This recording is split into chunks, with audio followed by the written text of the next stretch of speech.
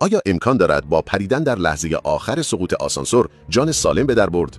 این تصور بسیار ساده انگارانه است. هنگام سقوط آزاد آسانسور، سرعت آن به طور چشمگیری افزایش می‌یابد. بنابراین حتی اگر فرد بخواهد درست پیش از برخورد بپرد، نمی‌تواند نیروی جاذبه را جبران کند. در واقع، هنگامی که پاهایتان از کف جدا می‌شوند، آسانسور پیش از آن به زمین برخورد می‌کند.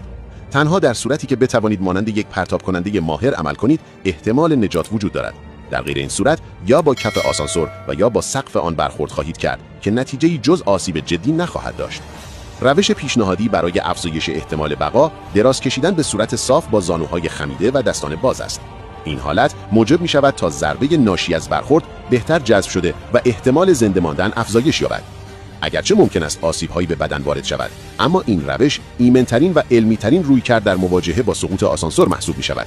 بنابراین آمادگی و اطلاع از واکنش مناسب می تواند نقش تعیین کننده در حفظ جان داشته باشد.